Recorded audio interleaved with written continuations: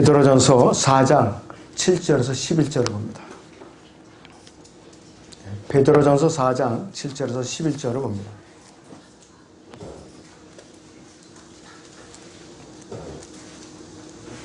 만물의 마지막이 가까웠으니 그러므로 너희는 정신을 차리고 깨어 기도하라. 무엇보다도 서로 뜨겁게 사랑하라. 이는 사랑이 허다한 죄들을 덮기 때문이라. 불평하지 말고 서로 대접하며 각 사람이 받은 은사대로 하나님의 다양한 은혜를 맡은 선한 청지기같이 서로 섬기라.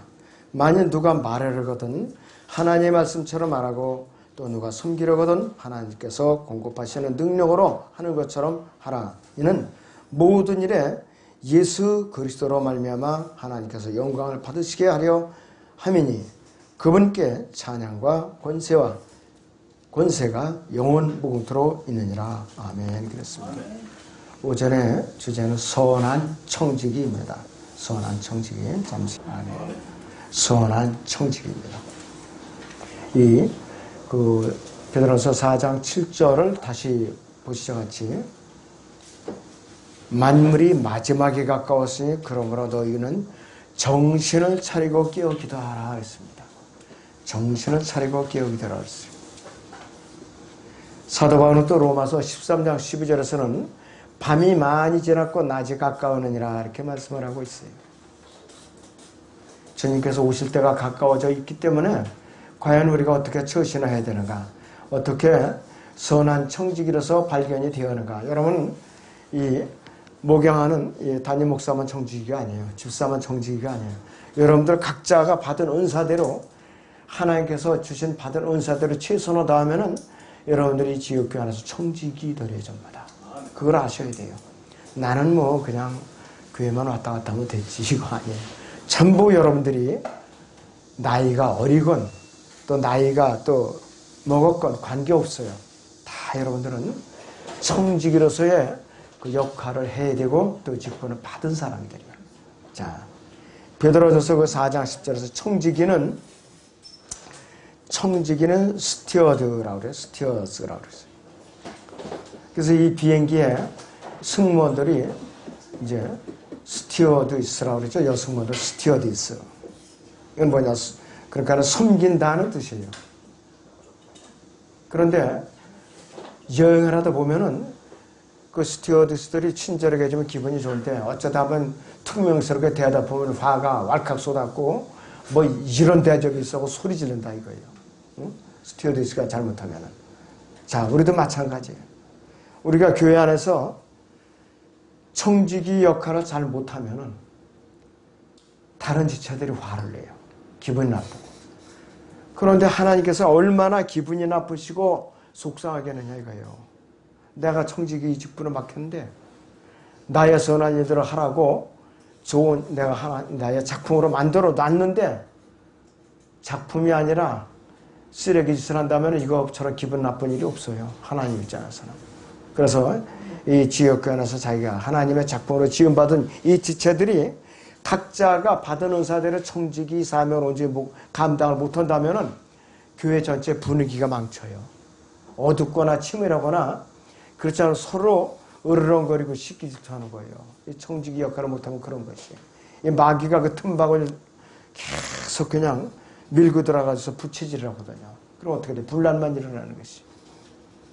자, 그래서 이 베드로서 4장 10절에서 이 청지기는 돈을 맡아서 돈을 세우고 돈을 갖고 사람들을 통제하고 그러는 것이 아니에요.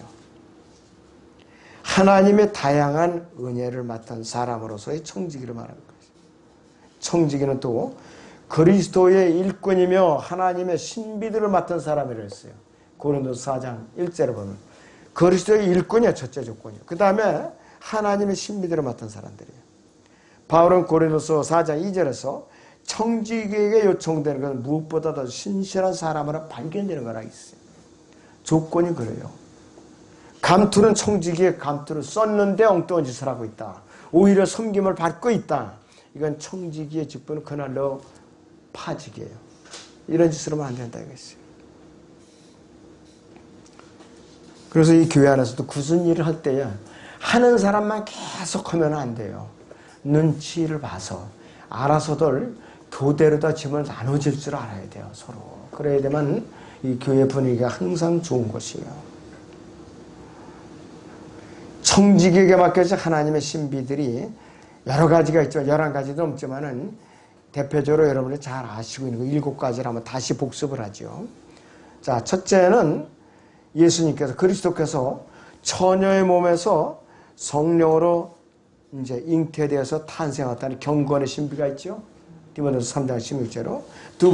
두 번째는 구원받은 성도들 안에 그리스도께서 성령으로 들어와서 내주하시는 신비가 있어요. 그것이 골로새 1장 27절이나 또 이 고린도서 6장 19절에 20절에 성령의 전이라고 그랬어요. 성령의 전. 우리는 예수님께서 그분이 핏값으로 구속을 했기 때문에 그분의 우리는 노예지 내 마음대로 생활하는 게 아니에요.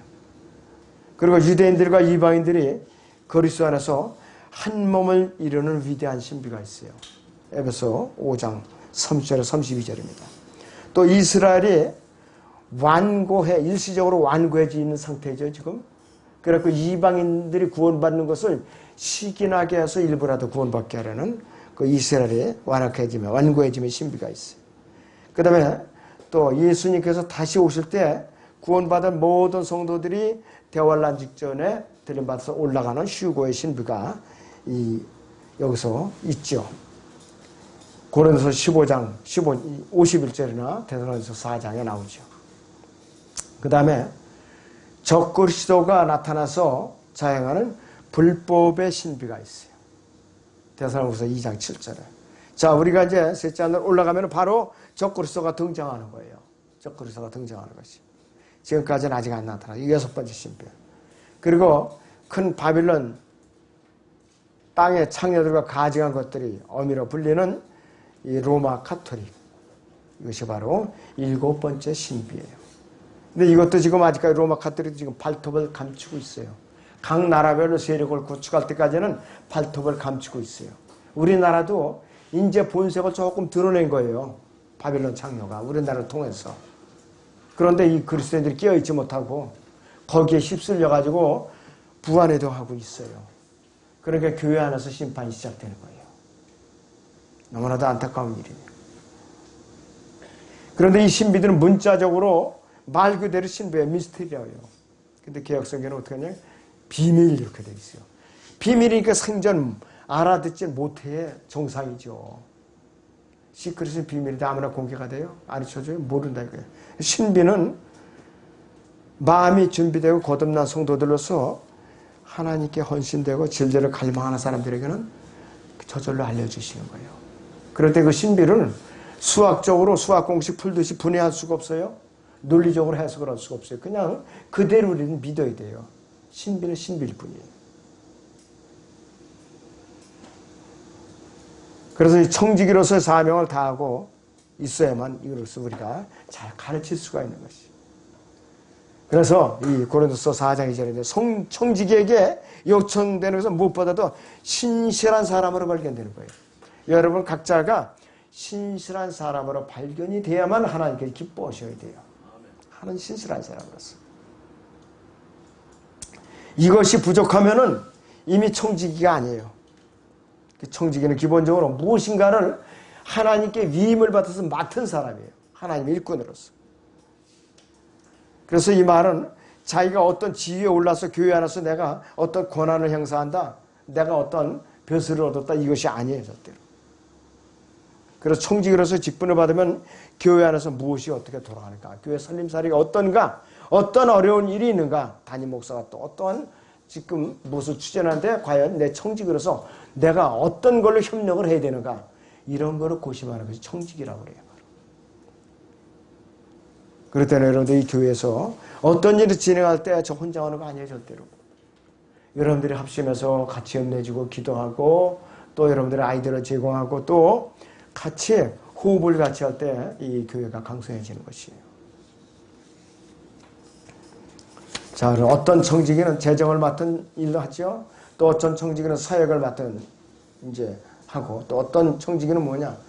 이 교회 안에서 여러 가지 교회 이제 운영을 하죠. 조직 관리를 하고 또 이제 대외적인 이제 여러 가지 소비를 하고 또 이제 어떤 밖에 어떤 이제 계획이 있다면은 이 담임 목사를 대신해서 업무를 이제 보고 왔다 갔다 하면서 이제 보고를 하고 협의를 하고 그 다음에 과연 이 교회가 앞으로 어떻게 이제 무엇을 해야 되는데 어떤 결정을 해야 되는가 심사숙고해서 이 지혜를 내놓고 아이디어를 이제 제공하고 이런 여러 가지 일들을 하는 것이 청지기들의 역할이에요. 그래서 하나님의 은혜를 맡은 청지기는 그 은혜들을 잘 사용해야 돼요. 남용하면 안 돼요. 베드로서 4장 11절에서 청지기 직분에 대해서 자세하게 설명하고 있어요. 만일 누가 말을 해도 하나님의 말씀처럼 말하고 이거 굉장히 무서운 말이에요. 또 누가 섬기려고 하면 하나님께서 공급하시는 능력으로 하는 것처럼 하라 이랬어요. 이 모든 일에 예수 그리스도로 말미암아 하나님께 영광을 받으시게 하려 함이니 그분께 찬양과 권세가 영원 무궁토록 있느니라. 아멘. 그렇습니다. 내가 생색을 내서는 안 돼요. 내가 뭐 하는 것으로 티를 내서는 안 돼요. 이 땅에서 내가 상을 받으려는 저는 그렇게 티를 내서는 안 된다 이 말이에요. 주님께 계사를 받아야 되는 거예요. 하나님의 은혜를 맡은 청지기는 말하는 은혜를 맡았을 경우에 그 청지기는 성경을 통하여 하신 하나님의 말씀을 따라서 말을 하고 글을 써야만 은혜를 잘 사용하는 것. 내 생각대로 또 세상 구원받지 못한 사람들이 책을 이렇게 인용을 하다가 이 웃기는 농담이나 하고 예화를 잔뜩 들어놓고 시간을 갖다가 설교를 길게 짜맞추는 거 이건 청지기 아니에요. 말씀 맡은 청지기 아니에요. 그거는 뭐냐 농담꾼에 지나지 않고 사기꾼에 지나지 않는 거예요. 그런 설교를 하면 재미있어요. 왜? 각자가 자기를 찌르고 양심을 거슬리는 설교가 아니니까. 어떻게 하면 또 내가 기분을 맞춰주고 또 어떻게 하면 내가 또 돈을 많이 벌어서 번성게 되더라. 이런 인기 있는 설교만 해주면은 그 교회 사람들 자주 간다니까요. 많이 가요. 그런 교회. 왜? 부대낄 일이 없어요. 교회는. 또 직분 이러고저러 교회에서 직분을 안 맡겨주니까 얼마나 편안하냐 이거예요. 얼마나 편안해요. 그러니까 그런 이제 시설 좋고 에어컨 잘 들어오고 또 이제 버스 운영해주고 그런 대형교회 가는 거예요. 그러나 그 사람들이 남는 게 뭐냐. 그리스도의 심판석에 섰을 때 남는 게 뭐냐 이것이에요. 아무것도 없어요. 아무것도 없어요. 다 태워가지고 잿더미만 남는 거지. 그때 누구로 원망할 것이냐. 담임 목사 원망에 천만의 말씀. 늦었어요 그때는. 그때 와서 담임 목사 왜 당신이 이렇게 해갖고 나 이렇게 망쳐놨느냐. 나 이렇게 성급이 없고 왜 이렇게 제밖에 건질 게 없느냐 이렇게 항의할 수 있어요. 가장 어리석은 자예요. 늦기 전에 자기가 어떻게 처신할 것인가 빨리 알아서 행동하는 거예요. 각자가 살 길을 찾아야지요.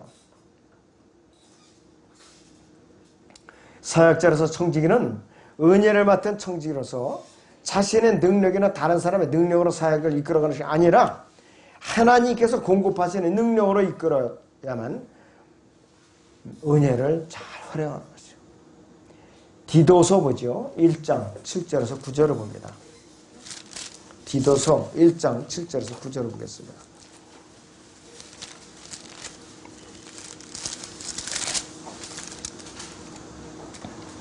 감독은 하나님의 청지기로 선받을 것이었고 자기 고집대로 아니하며 쉬 화내지 아니하고 술을 즐기지 아니하며 구타하지 아니하고 더러운 이익을 탐내지 아니하며 대접하기를 좋아하고 선한 사람들을 좋아하며 신중하고 정의로우며 거룩하고 절제하며 가르침받은 대로 신실한 말씀을 굳게 붙잡아야 하니 이는 그가 반박하는 자들을 건전한 교리로 권면하고 설득할 수 있게 하려 하는 것이라. 그러니까 이 말씀을 맡은 청지기는 거짓 교리를 가르쳐서도 안 돼요. 오염된 교리를 가르쳐서 안 돼요. 또 올바르지 못한 성경을 소개하고 그걸 갖다 가르쳐서도 안 돼요. 그건 뭐냐? 이 양무리들을 갖다가 배탈을 나게 해서 설사를 나게 한다든지 그렇잖아요. 영적으로 죽이는 역할밖에 하는 거 안 돼요. 자, 그렇기 때문에 항상 두려움과 떨림으로 섬겨야 되는 것이.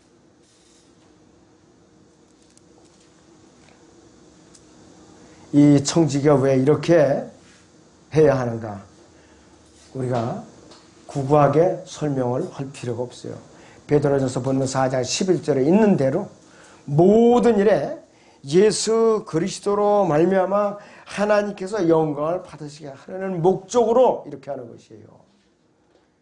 교회 안에서 예수 그리스도를 제외하고 사람이 높아지면 그 교회는 배교한 거예요. 그 순간부터. 사람이 높아져 배교한 거예요.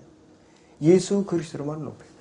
교제할 때나 말씀을 나눌 때나 섬길 때나 복음을 전할 때나 또 말씀을 공부할 때나 오직 예수 그리스도만을 높여야 되는 것이에요. 예수 그리스도만을 높여야 돼요. 그래서 하나님께로부터 말하는 은혜를 받은 사람이 복음을 전파하고 진리를 선포하며 성경을 가르치고 강론하고 이 책을 저술할 때에 그 은혜를 가장 잘 사용할 수 있는 첫째 조건은 뭐냐? 바른 성경과 바른 교리가 있어야 되는 것이에요. 아무리 열심히 전파하고 선포하고 가르치더라도 부패된 변개된 번역본들을 가지고 그러한 것을 하면은 하나님의 은혜를 저버리는 거예요. 바로 하나님의 은혜를 저버리는 것이 하나님의 영감으로 주어지고 하나님의 섭리로 보존된 유일한 성경 킹제임 성경을 저버리고 딴 것을 믿고 가르친다는 것은 바로 위선자이고 하나님을 대적하는 자이고 바로 이 교회를 썩게 만드는 자예요. 교회를 썩게 만드는 것이. 자, 그래서 우리가 내가 배교자가 되지 않으려면 바른 성경, 바른 교리를 반드시 붙들고 있어야 돼요. 어떤 사람들은 자꾸 전화가 오면 자기 주장을 해요. 저 말할 틈도 안 주고. 그래서 제가 그런 전화 끊으셔요. 좀 더 잘하는 분들한테 물어보시라고. 나한테 얘기할 틈을 줘야지 자기 얘기만 하더라고요. 그냥. 그게 어떻게 교정이 안 돼, 그런 사람들. 헛 얘기 또 하고 헛 얘기 또 하고 그냥.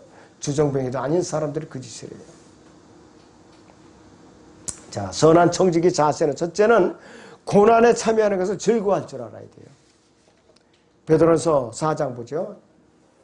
12절에서 13절을 다시 봅니다. 베드로전서 4장 12절 13절을 봅니다. 사랑하는 자들아 너희를 연단시키려는 불같은 시련에 관하여 너에게 어떤 이상한 일이 일어나는 것처럼 이상하게 여기지 말고 도리어 너희가 그리스도의 고난에 참여하는 자들이 되는 것이니 즐거워하라. 이는 그의 영광이 나타나실 때에 너희도 큰 기쁨으로 즐거워하게 하려 함이니라 그랬습니다. 불같은 시련은 이상하게 생각하지 말아야 돼요. 내가 벌 받아서 그런가, 죄를 져서 그런가, 또 내가 자백하지 않아서 이렇게 잘못됐는가, 이렇게 겁을 먹지 말라 이거예요. 도리어 즐거워하라 그랬어요. 내가 분명히 주님께 자백하고 아무 관 막힌 상태가 아니고 헌신에 있다면은 이 마귀는 그런 사람들을 공격해요. 다른 사람들을 공격을 안 한다니까요. 여러분들의 주님과의 관계가 바로 서 있다면은 여러분들을 공격하는 게 마귀가. 다른 사람들 공격하는 게 아니에요, 바로. 그리고 바로 이런 교회를 공격하는 거예요. 이런 교회는 문을 닫게 해야 마귀가 이제 이기는 거지. 진리대로 안 가는 게 문 수백 개 닫게 해봤자 무슨 의미가 있어요. 그래서 우리는 공격을 자주 받아왔어요, 지금까지.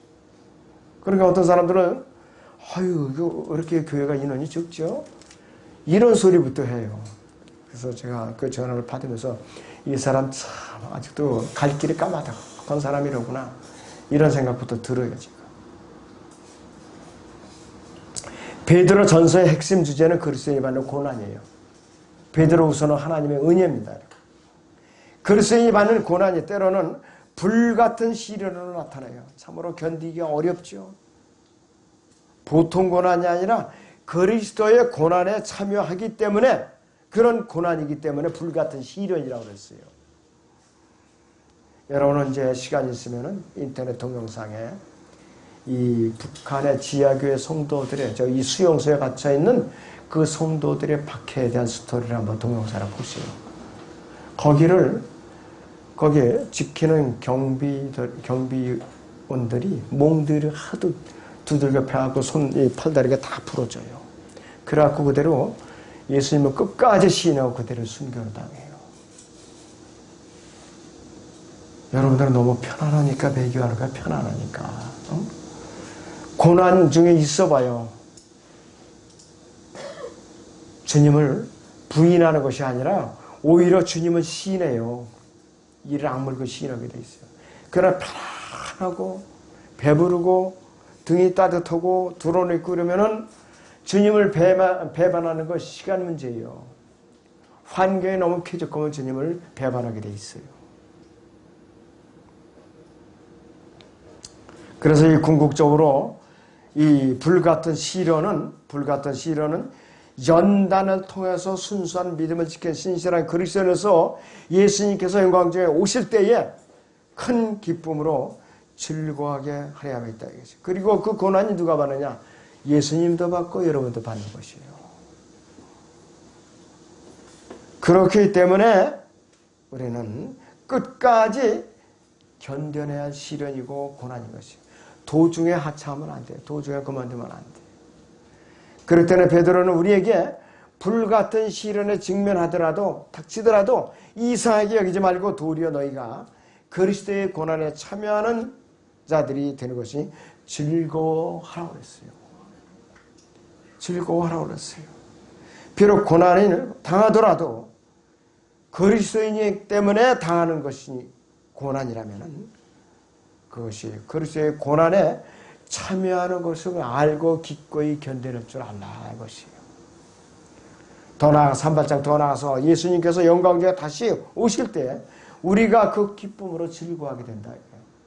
만약에 공중재림하실 때에 고난을 우리가 도중에 포기했다. 그럼 어떻게 돼요? 그리스도의 심판서 다 불태워지고 없어요. 부끄러운 구원만 받게 되는 것이. 부끄러운 구원만 받게 된다 이것이. 우리가 이 주님의 영광중에 다시 오실 때에 우리가 큰 기쁨으로 즐거워하게 된다는 것을 미리 내다보고 있다면 우리에게 어떤 고난과 시련도 참고 견딜 수 있는 것이요. 여러분들 물질적으로 오는 고난도 있고 또 몸의 질병으로 오는 고난도 있어요. 가족사에 여러 가지 부딪히는 고난도 있어요. 또 직장에서의 고난도 있어요. 사회적인 고난도 있어요. 그런 것을 다 여러분들이 믿음으로 잘 견뎌내야 돼요. 잘 견뎌내야 돼요. 자, 베드로전서 4장 12절을 다시 봅니다. 4장 12절을 다시 봅니다. 사랑하는 자들아 너희를 연단시키려는 불같은 시련을 관하여 너에게 어떤 이상한 일이 일어나는 것처럼 이상하게 여기지 말고 그랬어요.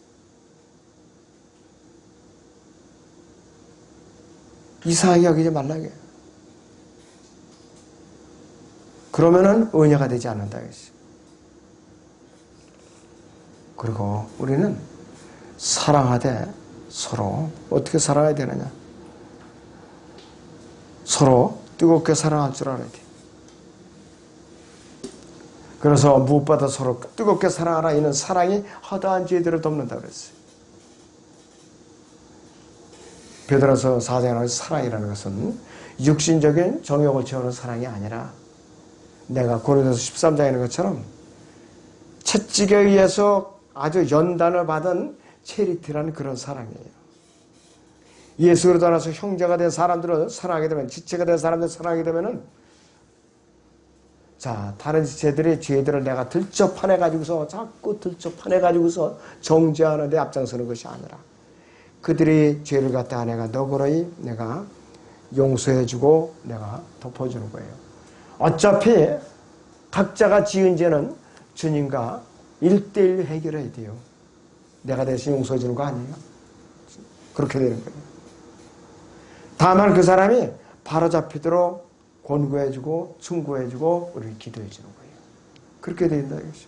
그런데 좀 살벌한 교회는 좀 다르죠. 누구 헌집 잡아낼 거 없나 서로 그냥 눈을 부릅뜨고 쳐다봐요. 그래갖고 저는 제도교회에서 좀 오래 있었는데 저 교회에서 뭐 좀 혼대는 사람들이 수첩을 갖고 다니면서 어느 날 뭐 다니면서 뭐 했고 아주 깨알같이 적어갖고 있더라고요. 야, 무섭대요. 그러면서 이제 송사할 때 일일이 몇 월 며칠 날 무슨 일이 없고 어디 가서 무슨 일이 했고 어디 가서 무슨 일이 했고 야, 참 할 일이 참 없다. 어떻게 이렇게 쫓아다니면서 뒷조사를 하는가. 무서워요. 그래서 본인이 과연 중보기도를 하는 사람이가 아니에요. 그 사람들은. 본업이 그거니까 어떻게든 꼬리를 찾아내서 꼬투리를 잡아야죠. 아무쪼록 우리 교회는 그런 분이 없기를 바랍니다. 물론 없지만은. 우리는 칭찬받을 일만 해야 돼요. 칭찬받을 일만 해요.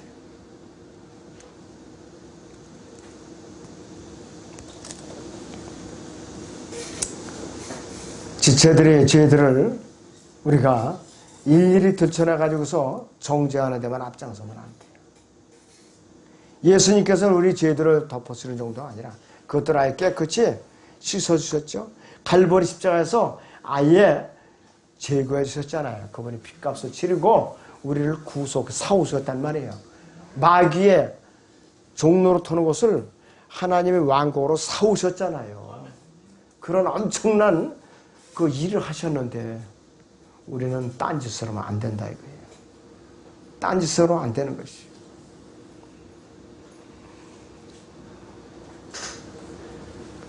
예수님의 피와 그분의 말씀으로서 우리는 우리 죄에 대해서 부지런히 자백하고 씻는 생활을 하면은 다른 지체들을 정죄하고 흠잡는데 시간을 보낼 여유가 없어요. 그런 마음도 없어진다 이것이. 선한 청직의 두 번째 자세가 있어요. 또 뭐냐?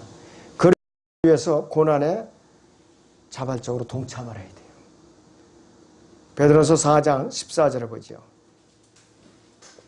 너희가 그리스도의 이름을 위하여 욕을 당하면 복이 있느니라. 이는 영광의 영 곧 하나님의 영께서 너희 위해서 안식하고 계시기 때문이니라. 그들이 편에서는 그분께서 비방당하시나 너희 편에서는 영광을 받으시느라 그랬어요.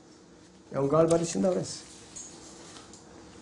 우리가 만약 세상의 육신적인 일로 인해서 고난을 당하도 그것은 수치스러울 뿐이죠. 그런데 예수님의 이름을 높이기 위해서 수치를 당하고 욕을 당한다면 이것은 아주 복된 일이죠. 하나님의 영께서 너희 위에서 안식하고 계시기 때문에 우리는 복된 일이라는 것이에요. 우리가 욕을 당하기 때문에 성령께서 마음 놓고 안식하고 계신다는 것이에요. 세상은 예수 그리스도 그분을 비방하죠. 틈말씀. 우리가 나서 그분을 위해서 대신을 이제 고난을 받으면은 그분의 이름을 드높이고 있기 때문에 예수님께서는 세상의 비방에 대해서 그분께서는 귀를 기울이지 않고 우리 편에서 우리에게만 관심을 쏟는 거예요. 우리 고난에 동행하시는 거예요. 자, 그래서 그분께서는 영광을 받으신다 이것이. 우리는 그 고난이 오히려 복되다는 것을 알 수가 있어요. 이 고난에서 벗어나라고 발버둥을 치면은 주님의 이름을 이제 그때부터 욕되게 되고 비난을 받고 영광을 가리는 것이요. 그때부터 내가 담대한 것이 아니라 겁쟁이가 돼가지고서 베드로가 마지막에 예수님을 세 번째는 저주하고 부인했듯이도 우리도 그 꼴이 나는 것이에요. 참 몰골이 사나워져요. 추구하게 되고. 결코 우리가 두려워하면 주님을 우리가 공개적으로 시인하는데 두려움은 비겁하게 된다 이것이. 우리는 주님께서 핏값을 치르고 샀기 때문에 이제 우리는 자시는 것이 아니에요. 우리가 그분을 영원롭게 해야 되는 건 마땅히 우리가 할 의무와 책임이에요. 의무와 책임이라는 것이. 고린도전서 6장 20절 다시 봅니다. 고린도전서 6장 20절.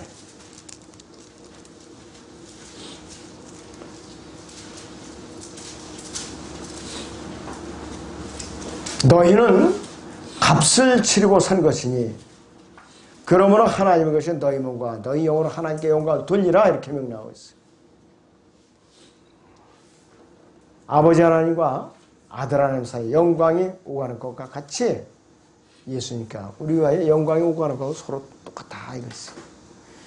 요한복음 13장 보죠. 32절. 요한복음 13장 32절 보세요.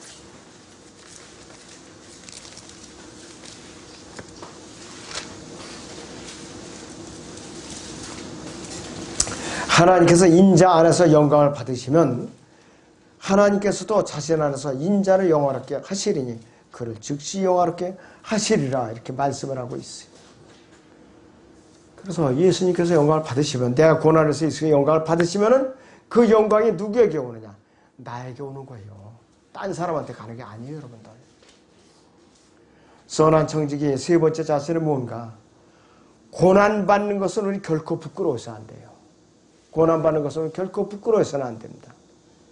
베드로서 4장 15절 16절을 봅니다. 4장 15절 16절 보시죠. 너희 중에 누구도 살인자나 도둑이나 행악자나 다른 사람들이 일에 간섭하는 자처럼 고난을 당하지 않게 하라. 그러나 만일 너희가 그리스도인으로서 고난을 당하면 부끄러워하지 말고 오히려 그 일로 인하여 하나님께 영광을 돌리라 그랬어요. 살인자가 사형을 받고 도둑이나 행악자가 감옥에 들어가는 것은 당연히 벌받는 것이죠. 당연히 고난받는 것이죠. 그리고 또 부끄러운 것이죠. 집안 망신에다가 본인의 수치라 이것이.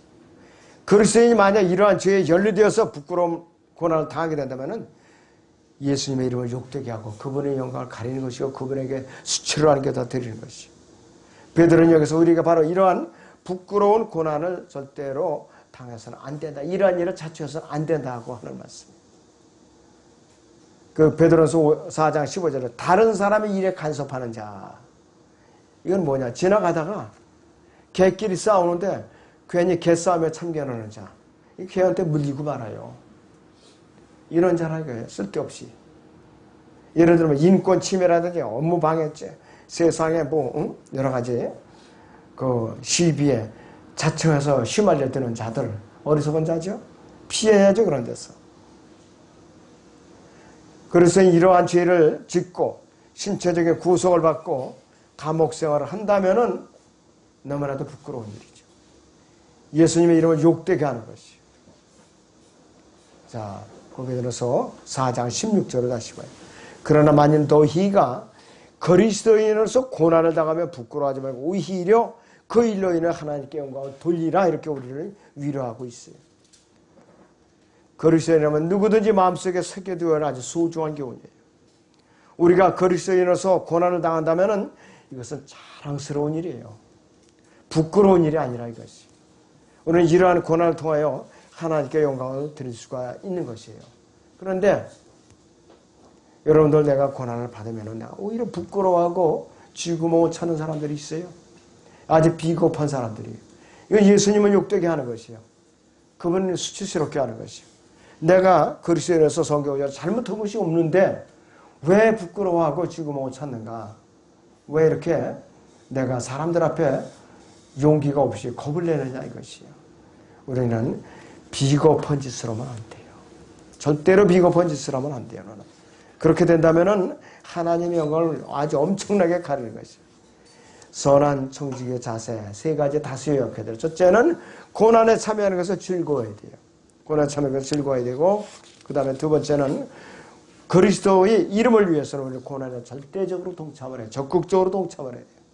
세 번째는 우리는 고난받는 것을 부끄러워해서는 안 된다 이것이.